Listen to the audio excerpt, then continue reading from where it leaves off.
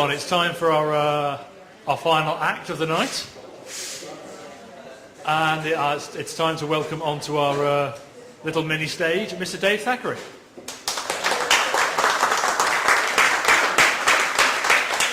Supposed to be passionate, but it's a bit late. I don't know about you, but I want to go to bed. Not with all of you. That'd be weird. Anyway, aha! Patron saint of podcasting, Mr. Alan Partridge. Thank you very much. Brilliant stuff. 3 interesting things about this place. Sea Odyssey, apparently one of the organisers works up there. That is corrugated porn. And Don McAllister is the 4th very, very big podcaster in the world. In fact, he works very closely with Twit, screencastsonline.com. If you want to know anything about Max, anything about Scrivener, in fact, probably anything about podcasting, it's probably on there. Sign up, membership's very convenient, and I'm not getting any affiliate marketing out of that. All right, podcasting, the new Frankenstein. What have I forgotten? Bacon. Anybody heard of Bacon? There's a conference going on tomorrow and Saturday in London. Anybody heard of it? Right, you want what? If anybody wants 2 free tickets worth £400 each, get in touch with me after this. That's your bribe to stay. Right, podcasting, the new Frankenstein. Thank you to Dan for being amazing. Thank you to Graham for picking up Richard from the station. And podcasting, the new Frankenstein. So, what we're talking about here, the guy on the right is just a drunken man. I was thinking originally of introducing this as a hug from a friendly drunken stranger, because that in a way is a little bit what podcasting is all about. But we'll rock with the new Frankenstein because it's all about bringing stuff to life. And somebody asked about making money out of podcasting. I'm just about to say very shortly that yes, you can make money, apart from selling your body and apart from sponsorship. Lots about that coming up. That's me, and that's a book we're going to talk about. So let's get straight on. Static on this. Yeah, big time. Like it. Nice sponsorship. About me. Used to be a journalist. That's me before I started hacking the phone. That controversial. Alistair will know all about that. Moving on. I am the podcast guy. That's me on the left, but not me. I'm top right of the left. Getting a bit confusing now. And that's me on the right, in the middle, on the left. Anybody's following this, please, thank you, because I don't know what I'm talking about. On the left-hand side is a chap called Lou Mongello, spelled M-O-N-G-E, you don't really care. And he has a show called WDWRadio.com, which stands for Walt Disney World Radio. He's not allowed to call it that because Walt Disney would sue him. However, he makes a lot of money off this show, and I've said all along, this is all about passion, it's all about personality, but what this guy has done over 4 or 5 years is create this incredible brand. He's really mad passionate about Disney. He can't get enough of Disney, and he's just developed this incredible site where he has got sponsors, but he's created books, he's created merchandise, he's been a TV speaker, he's the world's authority on Disney, which makes him mega bucks, so that's all good. The guy here doesn't. And this is just a little tweet chat. We were talking about social media.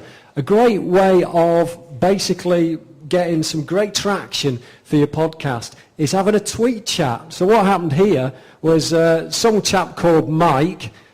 It's very lazy journalism. Again, Alistair, you'll know. And but he was asking me all these questions on Twitter, and I was responding to them, and then he made this article about it. It's fantastic. Genius. But you can do all sorts of stuff with social media. You can do Twitter, you can use SoundCloud, you can use Facebook, you can use Google+, and you can probably use Linux. So that's me. Just 3 shows I've been involved with. That's Dan Lyons on the left, who is the tech editor of Newsweek in the US. He's also the fake Steve Jobs. So he doesn't get a lot of work for that these days. In the middle, today's timeshare, obviously, because I'm involved in podcasting, I have to do things that are a little bit right side of the track. And the Podcast Guy Show, podcasting for business. Me out of focus because obviously I've got a face for radio and it works better that way. I'm an ambassador for the European Podcast Award, and very, very recently we put out a video announcing the winners. Dan, next year, yeah? Unless Graham pips you to the post. So this is an award where we cover 10 countries, and there were over 1 million votes, about 2,500 podcasts, which doesn't actually make that many votes all told, but it's great cachet, great kudos to be part of this, and anybody can enter. So once you've all done all your podcasts by the end of today, start submitting, because I think we start rocking with 2012 in June, and that is that. So, podcasting, who are they? Left-hand side, you've got the egotist. On the right-hand side, well, altruist, I guess. That's somebody who's very kind and giving, if you haven't swallowed a dictionary like me. The reason why I say that is because podcasters who are egotists are passionate about themselves, and they'll do lots and lots of shows that revolve around them. Generally not very successful. The altruists, like Mother Teresa, God bless her soul, are all about the value. They're all about giving. They're all about sharing information. They're all about growing networks and just doing interesting stuff that benefits their listener communities. Good example, Dan, with your 30,000 listeners. Essentially, you're producing a show that is loved. You're giving them unique content. And that, I think, is the magical ingredient of podcasting. So, if I was going to try and sum it all up with 4 kind of key ingredients of podcasting. The first thing is, you can't be an overnight success with this. The most important thing you've got to know is there's commitment involved. So don't think you're going to come in, be a one-hit wonder, create a show, suddenly get a sponsor, make $1 million and retire to the Caribbean. It doesn't happen. Tenacity is very, very important. I'll just see what I've done here. Wisdom is all about basically sharing your knowledge. You've got expertise, you've got a passion.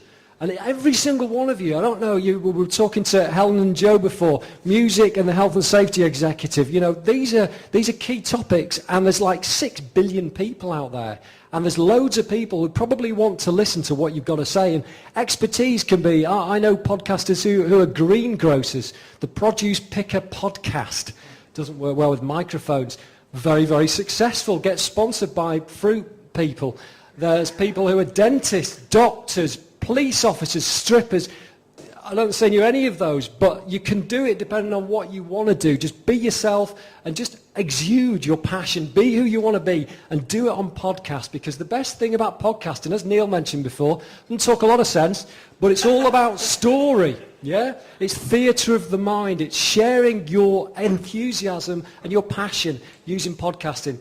And Frankenstein is a little bit about bringing your message to life. Anybody can blog, anybody can write, anybody can take photos. But where you start to engage is when you come to actually talk to people. It's like having a one-on-one dialogue. So think about that. Altruism, we've covered Teresa and the flip-flops.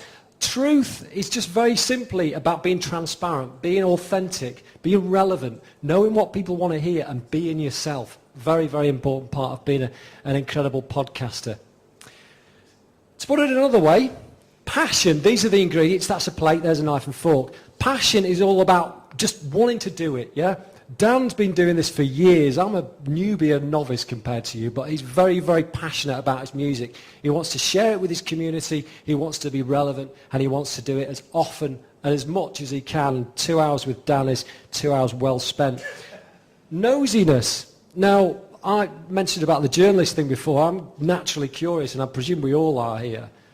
It's all about wanting to know that extra thing, and it's wanting to share it with people. And podcasting is just a piece of content marketing. It's a gateway drug to content marketing. I always say there's a book at the first slide, and we'll talk about that. But in that book, we talk about how it's a gateway drug, how when you start podcasting, all of a sudden, if you've got a co-host like Dan has with Linux Outlaws, you start talking about stuff and you start thinking, actually, we should probably explore that a bit more. Maybe that'd make a great blog post. Maybe we can get a press release out of it. If you're in business, podcasting can be such a really relevant and important part of your job.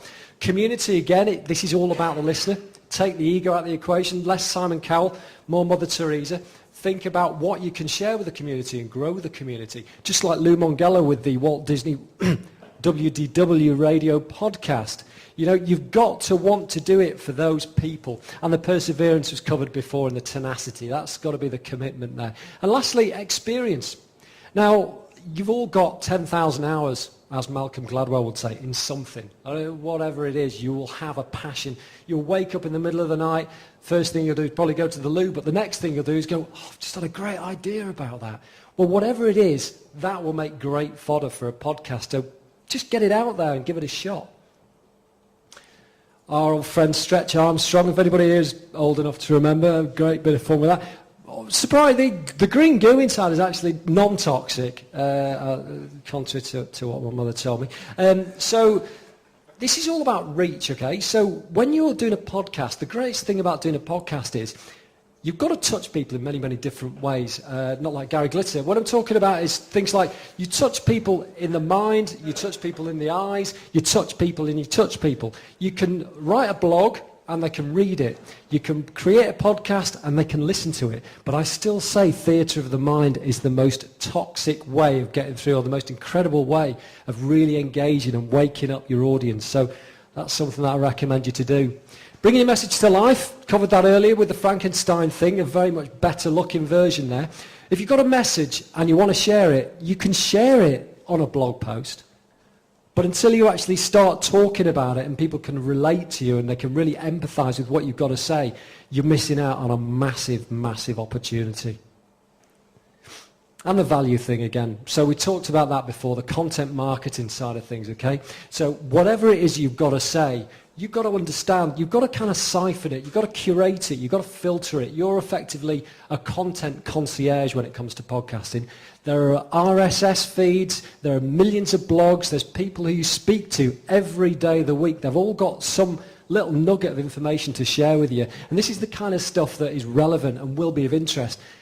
Dead easy when you're an expert at something, which we all are, to think everybody knows what we know, and you couldn't be further from the truth. So start to give yourself a little bit of self-belief in what you know. Start sharing it. Create a course in it. You know, you can. There's a friend of mine, David Siteman Garland, who runs a website called The Rise to the Top. And he started calling podcasts masterclasses from the basis that, you know, this is new, unshared information. It's relevant. It's something that can make you money. So quite aside from the sponsorship and the donations and the merchandise, you can actually package podcast products, bundle them together in a series and sell them on and make a good bit of dosh out of it. And lastly, the community thing. This is really, really cool. Something called the network effect comes into play here. Don't know what you like doing, and Dan mentioned Alexi Sale, perfect example. If you've got an interest, and you've probably got a lot of inspirations, okay, you've probably got 10 or 15 people who you really want to get close to or find out more about or understand what goes through their head. So the greatest thing about podcasting is you've got your own radio station, and all of a sudden, everybody wants to be your friend. It's like, yeah, I'll get on your radio station. I'll talk about this, because it's a little bit of fame, and everybody's got a bit of Simon Cowell's ego. So think about 15 people that you're really, really keen to talk about, or that you like to follow their Twitter streams, or they're just influential to you in some way, and invite them on your show. And I'd probably be surprised if you didn't get 60% of those people coming back and saying, let's make a date. And those people in your network have got communities. And if you create a radio show, they'll share that show using their ego as leverage with their communities. Absolute gold, and it'll build your own community. Think about that. And the podcasting brings them closer. So the last thing to say on this is, you know, you can write at people, you can tweet at people, you can create Facebook status updates, but nothing gets people closer than face-to-face marketing. And podcasting is probably the nearest that any of us are going to get with our customers today, with having a global audience, and there's people everywhere. And they're not going to be right on your doorstep. They're not going to be at your shop counter. So this is a perfect way, using your personality, or in my case not, to get people closer through podcasting. A friend of Liverpool here, been a couple of times. She loves all you guys. She's not been on my show. So I just want you to think about that. Engagement is so important. Value is everything. Community can be built using podcasting. 30,000 listeners. You were talking earlier today. Has you got, that's not even a sentence, is it? Have you got more listeners than Radio City? You probably have. You know? Who you going to want to listen to? Pete Price or this man here? I'll leave you draw your own conclusions on that one. And lastly, the Frankenstein effect. Okay, just to wrap things up a little bit, this is what it's all about. we're dormant, we're trying to cut through noise, we're trying to make a difference doing whatever we're doing, and we're writing things and we're trying to think of the next great idea. Well, why not use what we've already got and start really inspiring people and start educating people and just taking it to the next level? Because that's what podcasting will do, and that's why you all need, and you all look a bit like the Frankenstein effect. So, there we go. And just to finish off and seal the deal here with a few facts. Now, a friend of mine, we mentioned before C.C. Chapman, a friend of mine, Christopher S. Penn, who was the founder of PodCamp in Boston a good few years ago. And we were having a good chat about how important it is that podcasting get more recognition. Smartphones are everywhere. You've got broadband wherever. You've got broadband in that toilet. I can prove it. And so the really important thing is that more people have got access now, wherever they are, in what environment they're in. It doesn't matter. They can listen to your show. 30% in a year jump in the weekly online radio audience. This sort of stuff is gold. I mean, it's crazy. The guys at Edison Research and Arbitron put this thing together every year, and they know their stuff. 30% increase. I mean, it's not like we're talking 2 to 2.5. This is millions to many, many millions more. Really, really important. Don't just think of podcasting as radio. It's got to be the seeing stuff as well as the listening stuff. Don't just come in their ears, come in their eyes. Smartphone ownership tripled in 2 years. This is massive. This is brilliant stuff and so relevant to us. And as well, the majority of Americans who we don't really care about own a portable digital media device, right? So you can sell stuff to America probably easier than you can next door. And lastly, social media, it's all about the old folk. So it doesn't necessarily have to be something that is relevant to 18-year-olds here. 45 plus, game on. You know, why not talk to them? They're the ones with the money, the baby boomers. Right, if you didn't want the bacon tickets, well, I've got something else for you. I've just written a book called Marketing as Your Customers Like It. It's completely free. I'm like that. Simple sales strategies for sustainable success. And it, as a linchpin, as a pivot, it's got a bit of podcasting in there. We talk a little bit more about content marketing and how to make it work for you. So if you want it, and you want to be that big smiley acidy face over there, have a quick word with me and I'll drop you one by email, and that's me done. So if anybody's got anything to say, I'm Dave Thackeray and I'd love to speak to you more. Thank you.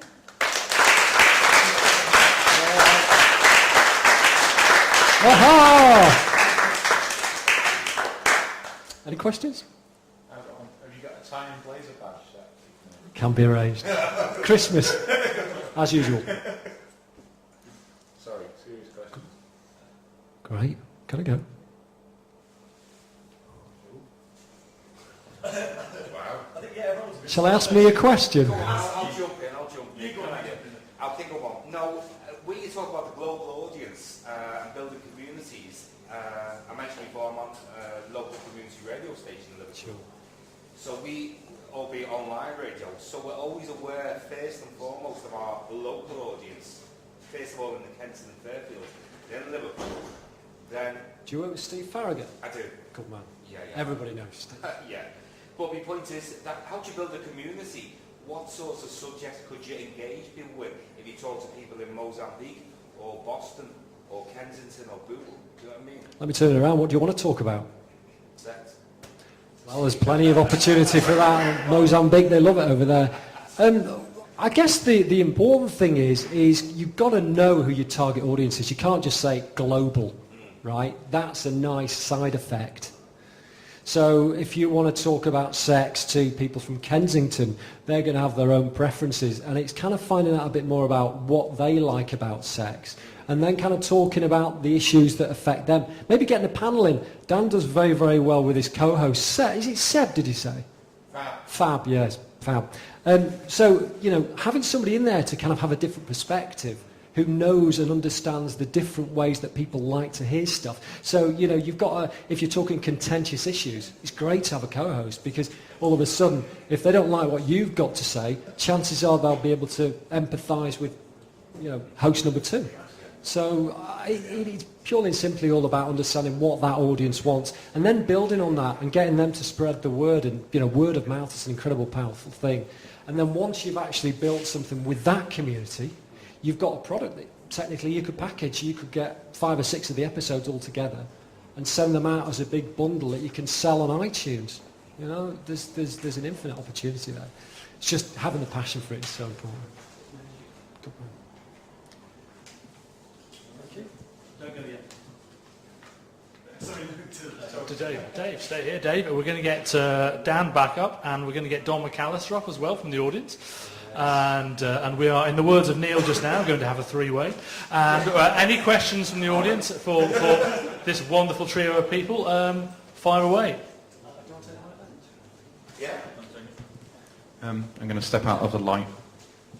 Has anybody got any questions left? We've had quite a big kind of discussion. It doesn't look like it. Does anybody want to ask anything about podcasting? All right, well, very quickly, we've kind of talked about already tonight about why we think you should have a podcast. But a few years ago, I was asked to talk at a marketing event, of all things. Why I didn't ask Dave, I don't know, because he's far better at that kind of thing. But at a marketing event about using podcasting for marketing products and so on. And I gave a big talk about podcasting, why it was great. And at the end, this lady in the front row said to me, "Why should I have a podcast though? It doesn't make any sense." And at the time I didn't know what to say, which wasn't very good. So I just kind of went,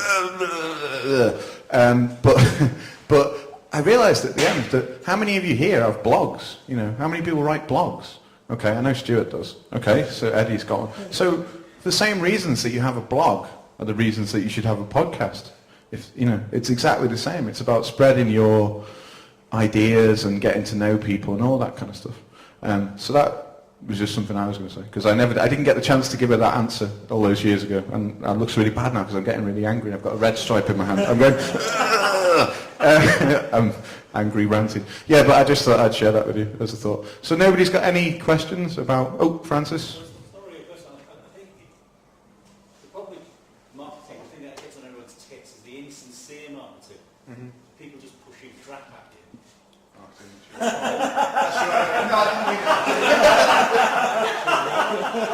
To one of his kids. Dave's point, you know, about something you're passionate about, people picking up your passion. That's actually fundamental to making this into something that, or not making it becoming something that's worth doing, is having a passion for it. And you see this a lot on Twitter. You know, you get some agency gets paid several tens of thousands to try and big up a company, and they just haven't got a clue, and all they do is piss everybody off. And but somebody that actually cares about something, and they blog about it, and they take photographs about it, and they tweet about it.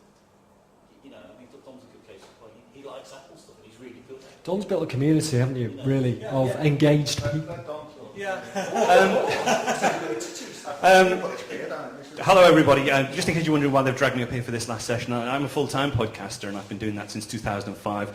And it's slightly, before I will respond to your point, but just to sort of position what I am and where I'm coming from. With doing it full-time, I've sort of turned it into a business rather than just a hobby. And it started off as a hobby, but it's now a business. And I have a membership scheme where people pay to receive premium content that I generate. I generate free content, but there's premium content as well. And I've built quite a big audience up, you know, sort of worldwide who are into Apple stuff. So that's who I am and what I do. But going back to your point about, and something I've always felt about podcasting is it is a very personal thing. And when you listen to a podcast, it's not like receiving a normal marketing message or reading something on a blog. You actually make a connection with the person. You actually do hook in to their tone of voice. You get to know their mannerisms, you get to know their attitudes, and it's a very, very personal connection, and it can be an extremely powerful marketing, a way of marketing something or promoting stuff to you know, people who follow you or people who are interested in what you're interested in. I mean, it's so weird that just how much people get to know you once you do start doing a podcast. I remember a couple of years ago, I had a tutorial. I do tutorials about the Mac and about the iPad and the iPhone, and I had an application lined up to do a particular podcast on in 1 week, and I couldn't do it. And I was really enthusiastic about this podcast. I really wanted to cover this particular application, and I couldn't cover it for whatever reason. I think that I'd been in touch with the developer, and there was another version coming out or something. So I actually didn't do that. I sort of pulled it at the last minute, and I did something else that I wasn't so enthused about. And I was a little bit naffed off, to be honest, because I really wanted to cover this other application. And I got 3 or 4 emails the following week saying, "Are you okay? Because you sounded a bit down at the last show," you know, and it was totally unknown to me. I just thought I was just doing a normal podcast. But because people sort of tune into you, it's an extremely powerful medium. And you know, if you are going to use it for marketing, and again, people do trust, you know, they build up a trust with you as well. So I would say, you know, I never ever cover any application I would never recommend personally to somebody. I mean, I don't anymore. I used to take sponsorships, but now it's sort of like all my tutorials are sponsor free, and I just cover applications that I think are really good and I think would benefit people to know about and sort of show them how to use it. So that's just a couple of points about, you know, building relationships with the audience, how such a powerful medium it is, and people do get to know you just from the, you know, the sound of your voice. Yeah. It's quite a general question. I don't know, is there a rule or a certain way of kind of, say if you're starting a podcast and like someone who's kind of, you know, you had in mind maybe like 30 people listening or a target, how do you increase that? Or It's very difficult, and I think it's more difficult now than it was when we started, because, you know, I mean, I started in 2005 very much as a hobby, and you know, just threw a couple of sample shows out there, and they sort of got some traction. And the only reason I sort of went into full-time podcasting was that, you know, people were I wasn't asking for money, but people wanted to donate to cover my bandwidth costs, you know, and I just sort of thought, it sort of grew and grew, and then it got to the point where I thought, well, actually, if I just add a little bit more extra value, perhaps I could start charging for this. And it just sort of grew sort of pretty much organically, very much by word of mouth, very much by cross-promotion on other podcasts. So although I do my own podcast, I'm a regular participant in probably 3 or 4 podcasts that, you know, are free podcasts and are just, you know, sort of Mac punditry and panel shows and stuff like that. So it's very difficult, and there's no real hard and fast rules on how you actually build the audience. As I say, in my case, it's pretty much by word of mouth. I don't really do any typical marketing. It's very much sort of cross-promotion on other podcasts is the main way probably I do at the moment.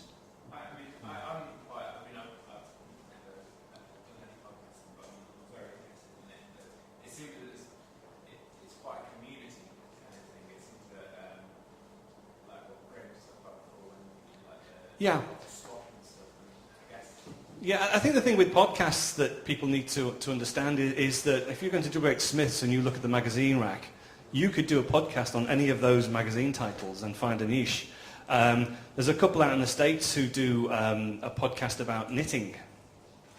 And you'd think, what, podcast about knitting? But they've got tens of thousands of subscribers, and they have a video podcast. Now, the guy is actually he already was a videographer.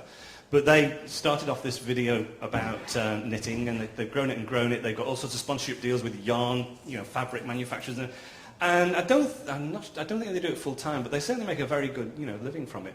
And I wouldn't fall into the trap of pushing too hard the fact you can make $1 million with podcasting. You know, if you can't, most people can't. The reason that I've been able to monetize it is because I sell training videos, and it's very easy to assign a value to that if it's valuable to you. If it's more of a general interest podcast, it's more difficult to monetize that. But, you know, there are niches where, you know, if you do like a knitting podcast, contact the knitting manufacturers, build the audience, you know, they have a global coverage really, because knitting's the same in any country. And they make a nice profit from it, you know. So it's really finding the niche that you're passionate about and finding a way to get that out to your audience. And then, you know, if there are other knitting podcasts that they can go on, they probably do, and that's the way you actually just sort of spread the word. But it's probably a lot easier now with all the social media stuff that you have available to you to try and reach that target audience. So, again, another probably stupid question. How do you take donations? Do you just take a PayPal, do that, or Yeah, literally just use a PayPal address and say send donations to this address. And, really? Yeah. And you don't let face it, or do you just say give me money? Well, you just some people do. Some people just have a link on the website. If you want to donate, you know, click this button and it opens PayPal and. Sorry. To be honest, I don't ever really push on people. You know, give me money, give me money, give me money. I guess I'm just fortunate that some people do want to give you money for what you do. And strangely, just as I was sat over there, my phone beeped and I had an email from someone in Australia who's just given me 20 quid for doing the podcast. I don't know why I shared that with you, but it seems slightly relevant. And and Dave's now wants free drinks. But I didn't specifically ask that. I don't know the guy. I didn't specifically ask him. But for some reason, he finds value in the show, and he's just decided to send me 20 quid, which is great. It's strange. I'm sure if you went in a bank and told the bank manager that was your business model, that people will give you money because they feel like it, he'd probably kick you out the door. But it happens, and it just seems to, for some reason it works. What I do is I always just say at the end of the show, if you want to help us to pay for the costs and so on, then you can send money here, and that's all I do, and then I move on. I don't give it a big, I think a lot of it's to do with, for me, I think a lot of it's to do with being, genuine, I suppose. If we talk about marketing campaigns, it's one of the big things that really pisses me off about marketing campaigns is they're so false, a lot of them. And, I haven't got a big agenda or anything, and I'm just trying to be myself. And that seems to come across in some way, like Don said, about people get to know you and they like you for some reason. There's something about radio, I think, or audio kind of medium that does that. I don't know what it is, but people kind of identify with it. Just quickly on the promotion thing you were asking before, I think Don mentioned the fact that you can look for a niche or something. I didn't specifically do that, but we were very fortunate that there's a magazine called Linux Format, which is, there's not a lot of Linux magazines, to be honest with you, which is probably the best known. It's not free, no. It's not free as in beer, anyway. But that's, take it up with them. They did a review of podcasts back in 2008. So we'd been going a little while by then, about 12 months maybe, or a little bit less. And they ranked us top in their podcast review, and we didn't know that they were going to do that. It just happened. And I didn't even know that they were going to do that review until someone said, congratulations on that review and coming top in that thing. And I just said, what do you mean? What thing? And then I found out, and that helped us to get a lot more listeners. But that's kind of difficult because I don't have a relationship with the magazine. I couldn't go to them and say, by the way, can you make us top in this thing and do a thing about it? It just happened. But I think a lot of it's kind of fortune. But I think if you are genuine and you're passionate about something, which Dave was talking about, and it can convey that to people, and people will respond in some kind of way. I don't know if you've got any thoughts on that. No, two more things. Community. If you know what you like, you can build a community. Come and they will build it. But the other thing is, we talked a little bit about tech and we skirted around it, and this is where Don comes and beats me up. You can use an Android phone to record your first podcast. You can use Audioboo or SoundCloud, and you can record straight into this bloody thing. And straight away you've got the bones of your first podcast, which is amazing. You don't even need a headset like Graham's got to start off. Now obviously your best way would be to record a bit of atmospheric stuff on this, record your voice and that of a guest on this, and go into Audacity, which is audacity.sourceforge.net, version 2 just out, free of charge.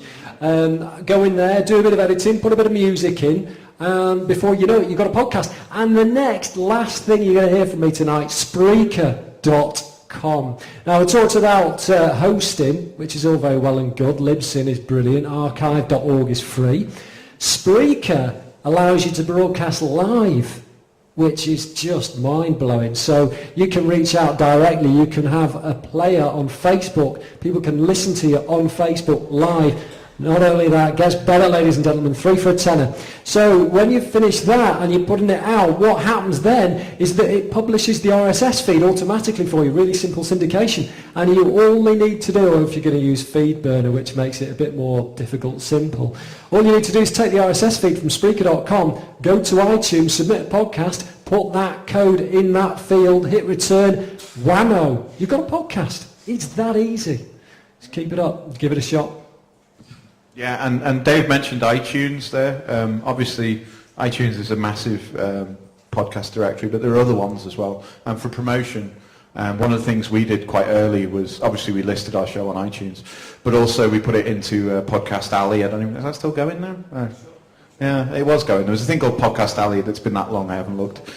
Yeah, and there's Podbean, and there's some other ones as well. There are like directories of podcasts, and you can list it in, you know, say your podcast is about cars, you can list it in the cars section, and people can vote it up and down. So if people do start listening to it and start voting it up, more people will notice it, and if they like it, they'll start voting it up, and it can kind of rise up the charts, if you like, in that way.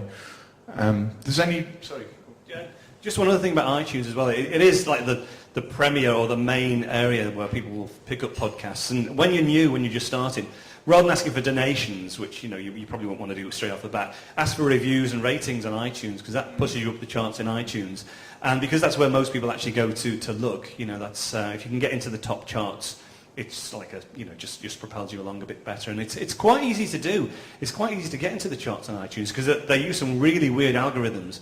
And if you're a new podcast and you get some ratings and some reviews, you will actually get up the charts in iTunes very, very quickly. Yeah. Does anybody have any points or anything they want to say, or are you all ready to go home? Go for it. I'm just interested in what you guys think about the way, when podcasting originally came about, the internet was a lot slower, there was no such thing as YouTube. Is that kind of, impinged on podcasts, etc.? YouTube. The fact that people can, just upload something very quickly, it doesn't cost anything. No, I would say it hasn't impinged on podcasting. In many ways, it's actually made things easier as a podcaster because we can use those tools as well. I think, it's become the great thing for me about podcasting and lots of things, YouTube, all these kind of things, is the kind of democratization of it, that anyone can throw something up there. Doesn't mean it's going to be good, doesn't mean it's going to be popular, but you've got a chance. Everybody's got a chance. And it might get 1 million views or something crazy, you don't know. It could be something stupid like, what was that, Charlie bit my finger or whatever it is, that really massive, most watched up video ever on YouTube or something. It could be stupid, but it could work. But I don't think it's caused a deterioration in podcasting. More people are doing it now, which probably means that the quality is not always as high as it was. But I think it's good that people get a chance to do it. Do you guys want to come in on that? Yeah. And YouTube is great because it gives you another bite of the apple.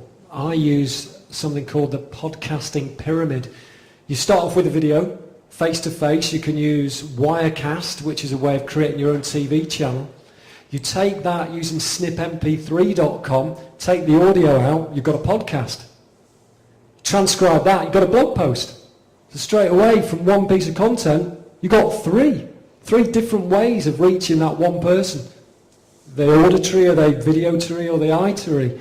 Whatever, you can do it that way. Just figure it out and just use these tools. Don't fear them.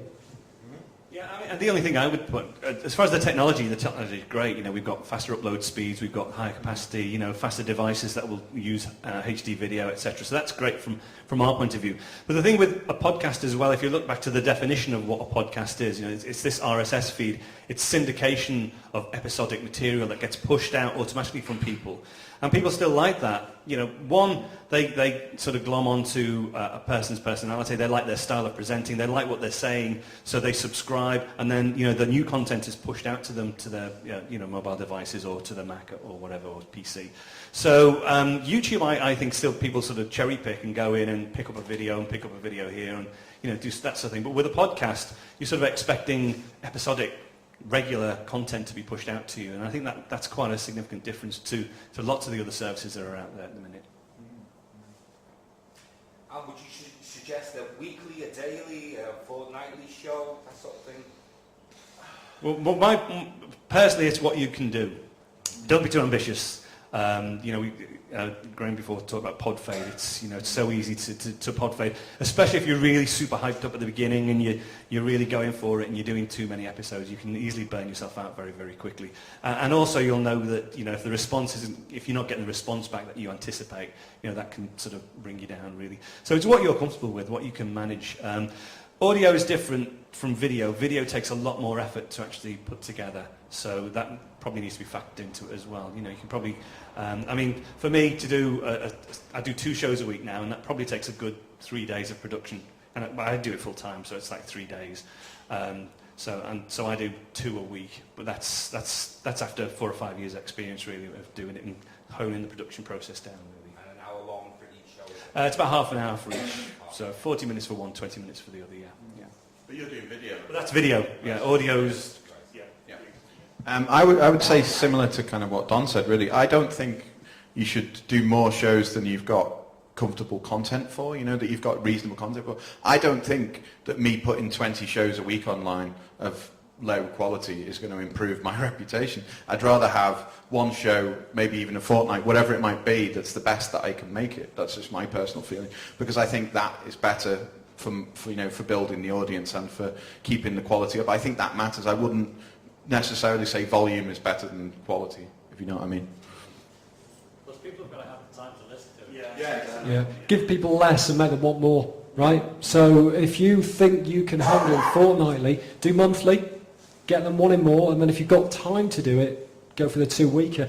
But like Dan said, it's not a quick process. It is fairly labour intensive, even if you're doubling the amount of time that you're editing into a live mix.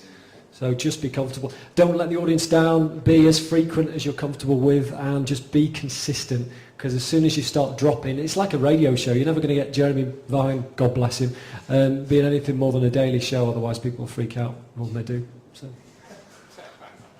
Interesting. So has anybody got any final points or questions or anything before we wrap it up and have a drink before we go home, maybe? No, I think that's a good moment to end on. Thank you all for coming and listening and stuff, and I think it's great. I don't know why I'm doing the thank yous, Neil should be doing this, but thanks to Don for jumping up at the last minute. We had some questions earlier about making podcasting into a business. If you want to know about that, Don's the man to ask. If you want to know about marketing and podcasting, Dave's the man to ask. If you want to know about, obscure music, ask me. Or obscure software, you can ask me. I'm not thanking SoundCloud, they can get lost, they didn't give me a t-shirt. The problem with SoundCloud is, right, they don't make t-shirts big enough to fit me, so